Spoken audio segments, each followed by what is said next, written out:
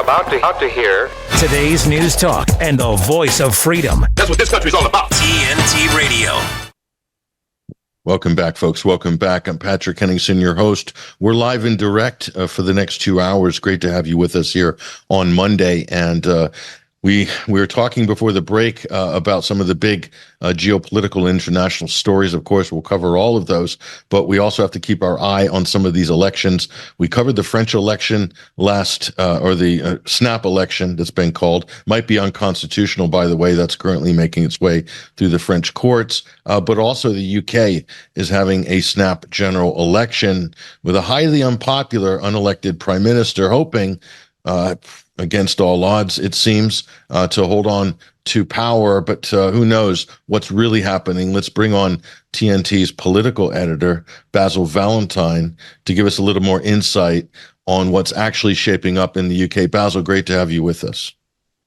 Good to be with you, Patrick, and good morning, good evening to our listeners all around the world. It's shaping up to be an unlikely election season, which seems to be overlapping with the British summer social season. Basil, the races at Ascot, Glastonbury Festival, all of this is being mired in election noise. But there's not a whole lot going on in terms of choice between these two parties, these two main candidates in the UK. There's a lot going on the local level, of course. Just give us your assessment of where things are at the moment. Well, the British electorate are gripped by apathy, Patrick. Apathy is breaking out all over the country, particularly amongst Conservative supporters, where it's mixed with despair because Rishi Sunak looks like he's going to be presiding over the worst result for a Conservative party since the Tory party was formed in the early 19th century out of the Tories.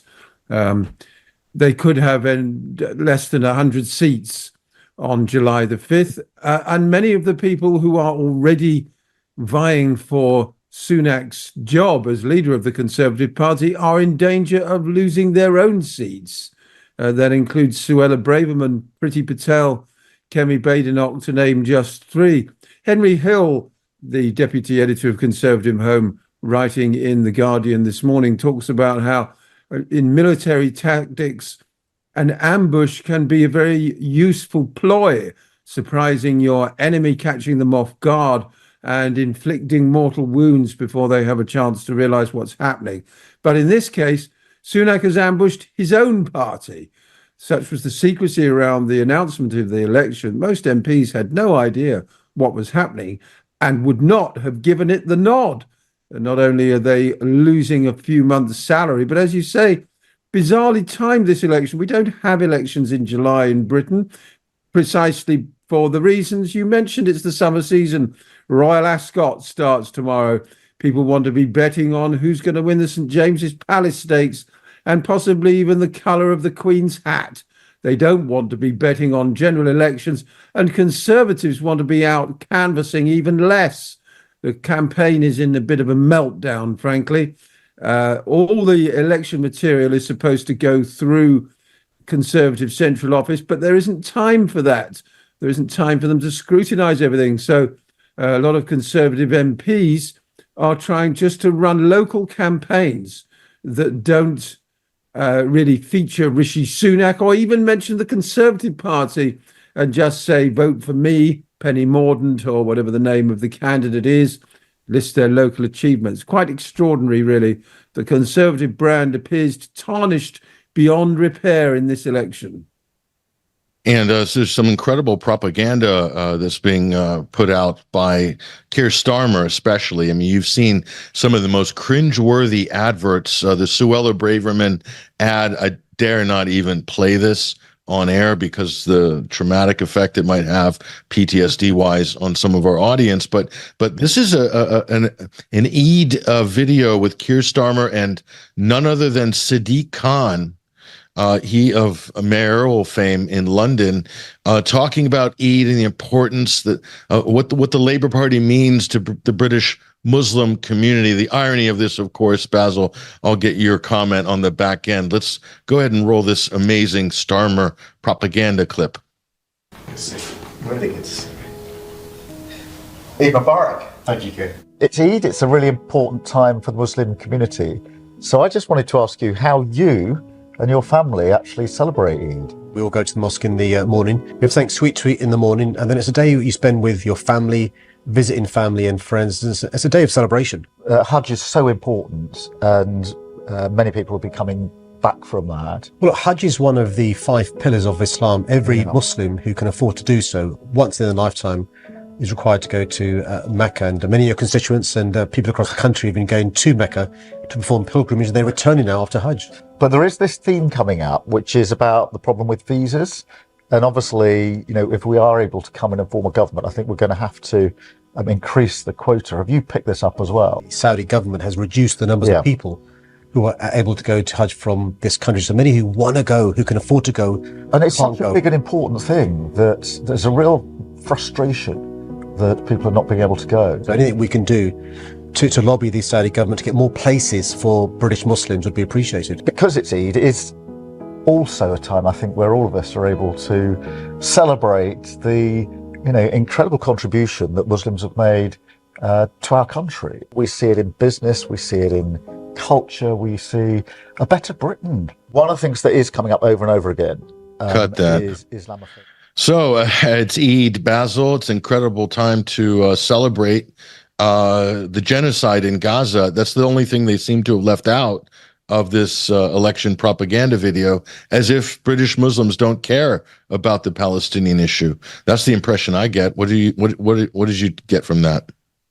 Well, certainly Keir Starmer, with the complicity of the corporate media in the UK, are doing their best to make sure that Gaza isn't mentioned. In fact, foreign policy as a whole, the Ukraine war as well, has been totally neglected in what little debate there has been in Britain. And when you consider that we are involved on the ground to varying degrees, or certainly in the air, in the case of Gaza, declassified last week, revealing that British spy planes had made a considerable contribution to the Israeli genocide effort. One obviously endorsed by Rishi Sunak as Prime Minister, but also given the more than tacit approval of Keir Starmer. We don't really know where the Labour Party stand on Gaza at the moment, apart from at the beginning of the conflict, Starmer said that Israel had the right to cut off food and water to the population there, precipitating the famine that we now see. He hasn't got a leg to stand on. The Labour Party's position is morally totally indefensible and hugely unpopular with Muslims.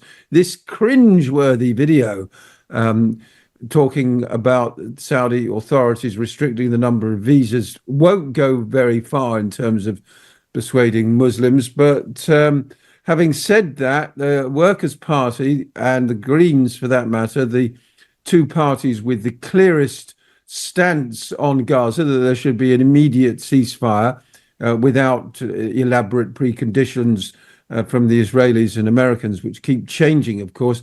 They're finding difficulty getting that message across on the doorstep, if only because it's not being prioritized by the main parties and therefore seems to slip down the agenda. This is, of course, very deliberate because most people do not support genocide. They'd much rather see peace. It's extraordinary. We could be on the brink of World War III, or at least a hot war with Russia, and nobody's talking about it. Yeah, pretty incredible stuff, Basil. And again, all these foreign policy issues, the big ones, Britain is the lead sort of, tip of the spear in terms of pushing for an escalation of war in Ukraine against Russia. They're kind of leading the charge there, the most, vociferous in their sort of aggression towards Russia. And you've got Britain also very much shoulder to shoulder with Israel. These are two theaters that could lead to a third world war.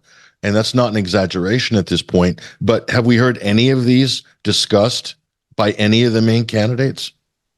In a word, no. We're very much a radiators in primary schools level of debate this year. That is, an old saying. Basically, everybody wants to see more radiators in primary schools.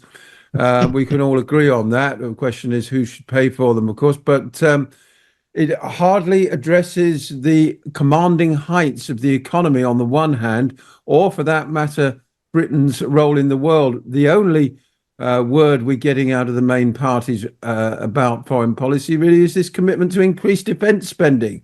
And this comes at a time when spending on nuclear wars has reached 100 billion. Starmer said that he is willing to press the nuclear button. So it's confirmed he's a totally deranged psychopath, willing to kill hundreds of millions of people at an instant. He could and should, of course, have said no. Nuclear weapons are a deterrent. They must never be used, which is the only sane position. But no, it's a very, very disappointing campaign so far. And it looks like the Labour Party are going to win effectively by default. There's no enthusiasm around the country for a Starmer-led government. His disapproval ratings outstrip his approval ratings by about 60-40. He's about 20 points underwater on most polls. The thing is that Sunak is 60 points underwater, with a whopping 80% of people disapproving of him and less than a quarter approving of his job. Gradually, more and more Conservative Party candidates are distancing themselves from Sunak, who, as I say, looks like he's going to preside over the worst Conservative result in history. And just quickly, we've got a couple minutes left. Reform Party, are they making a dent? How big is the dent they're making in the Conservative vote? Huge. One poll at the end of last week, bit of an outlier really for YouGov, put them ahead of the Conservatives, 19 points to 18. That was the first poll taken after Sunak left the D-Day early, of course. Reform launched their manifesto today, which includes £140 billion in pledges that economists say do not add up. But then economists would say that, wouldn't they? The Institute for Fiscal Studies think tank says the party's plans are based on extremely optimistic assumptions about growth, meaning the manifesto as a whole is problematic. It's certainly problematic for the Conservative Party because it looks like, well, you add the two votes together, Reform on 19, some polls have them as low as 10, and nobody has the Conservatives above the low 20s. And you add up with a right of centre vote somewhere in the mid-30s, but split between the two, which means that the Conservatives could come second in dozens of constituencies and Reform could come second in dozens of constituencies, robbing the Tories of a lot of seats. And Sunak hasn't managed to make the case effectively enough that a vote for Nigel Farage's party means a Keir Starmer government. People say, I don't care. For all his faults, Farage is, along with George Galloway, the most eloquent and articulate and personable of the party leaders. Far more so. I mean, just more. Yeah, a lot of people, because he's a Marmite man, Farage, a lot of people really dislike him because of his politics. But there's no doubt he's got the ear of the British public in a way that Sunak will never have. Farage, chance of getting an actual seat in this election? Good, bad, medium? Well, I can tell you that, as always, the bookmakers, the ones who risk their money, are the ones to refer to on this. You can bet on all sorts of things this year, Patrick, including the size of the turnout, which is predicted to be very low. I rather like the look of a turnout of 54.99% or less. Ladbrokes offering 12-1 that 55% effectively of the population or less bother to vote. The favourite segment, and it's very narrowly divided up. You've got to be very accurate to pick the winner here. Between 62.5% and 65% is the 3-1 favourite. So bookmakers expecting no more really than 6 out of 10, little more than 6 out of 10 people to bother to vote. And when you consider of those 6 out of 10, certainly no more than 2 out of 5 will vote Labour, you're then talking about 1 in 6 adults supporting a government with a huge majority. And they say that's democracy. Yeah, it'll be interesting to see also the possibility of an 11th hour bizarre coalition, which the Tories have done previously in 2010 with bringing in Nick Clegg into the They're fold. not going to have enough seats to do that. There's no way they're going to have enough seats to do that. No, it's not going to happen this time. The betting is that the Tories will end up with probably round about 100 seats. I mean, they do, when people finally get in the polling booth, they often vote both for the government, looking back and thinking, well, I'm still here 5 years later. We're still alive. Perhaps we'll just have more of the same. Better the devil you know. So there is always a late swing to the incumbent, just as there is in presidential elections in the United States. But that isn't going to be enough to save them this time. Farage's own chances in Clacton, well, they make him a heavy favourite. The best odds you can get are 100 to 30 on with Unibet. In other words, Nigel Farage is far more likely than not to win his seat. You've got to have $100 on to win another 30.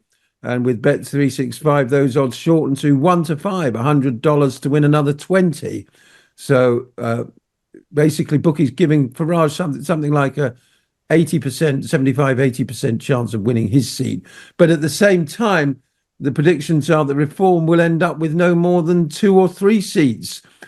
For all they may take 10, 12, 15% of the vote.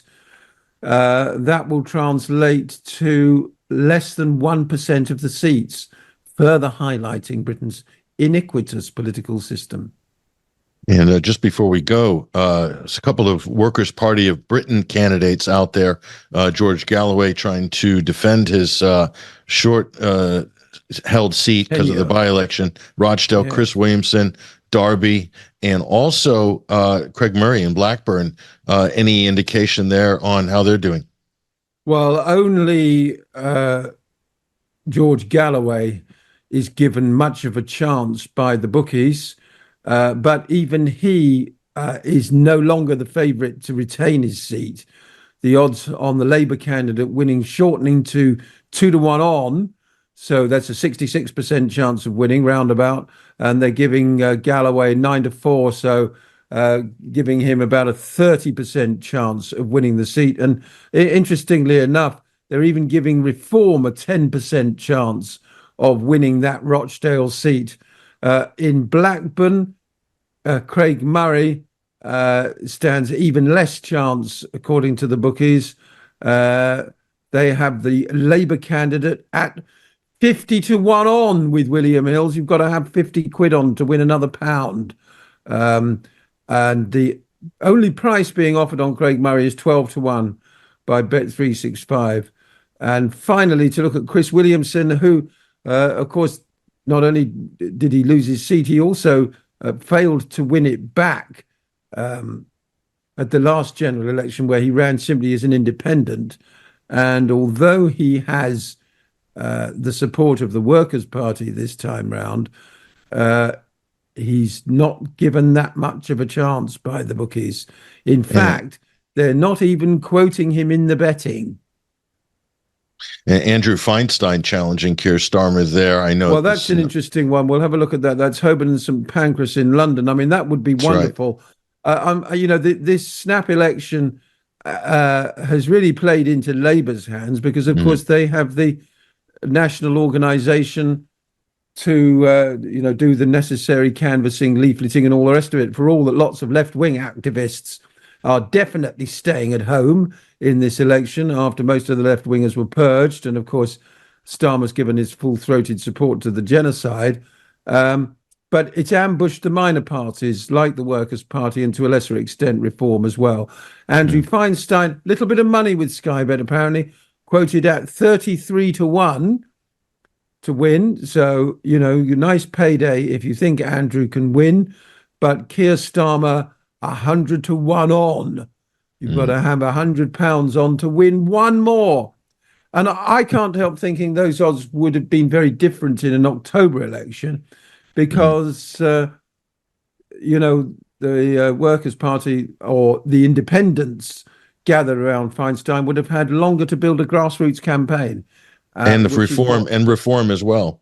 Reform, likewise, they've lost. So that looks like Sunak's, for the establishment, their master strategy was a short snap election to derail a lot of these emerging insurgent parties, Basil. That's certainly what it looks like. If we're going to bet on why it was done so quickly, that might be one of the main reasons. It certainly wasn't for the benefit of the Tory party, put it that way. Yeah, well, I guess there's a, let's just call it an organized handoff. This looks like what we've got here with the establishment. It's time to switch the name on the door, same management. That's right. Or new management, same as the old management. That's right, exactly. That's exactly what we can expect. The Labour Party manifesto is emblazoned simply with the word change and a picture of Keir Starmer. Now, of course, Barack Obama ran on hope and change. Who can forget in 2008, the Labour Party have ditched the hope. Starmer talking about a new age of insecurity. So there's no hope. There's just spare change. Which, of course, go on. Spare change. That's what he means. Spare change. Have you got any? Have you got any? Get the cup out. It's spare change. Kafkaesque or whichever other 20th century writer you choose to refer to. Change might mean that we're all, locked up in our houses. Change could mean authoritarianism. And there is a very dangerously authoritarian streak about this Labour Party, which I don't like at all. Especially with a trilateralist like Keir Starmer, an arch globalist who looks like the heir apparent into the leadership chair there. Basil Valentine, TNT political editor. Appreciate you dropping by this week on the show. Thank you, Patrick. There he goes, ladies and gentlemen. Great advice, of course, with a keen eye on the markets. Basil is giving you the straight skinny there on the odds. Coming up, we'll talk about U.S. elections as well later this week. Let's take a break right now with TNT, Today's News Talk. And when we come back, we will connect our next guest to go back to the Middle East. Hezbollah and Israel facing off on the what they call the Northern Front. Malcolm Kayuni is going to be joining us on the other side. I'm Patrick Henningsen. Stay with us. We'll be right back.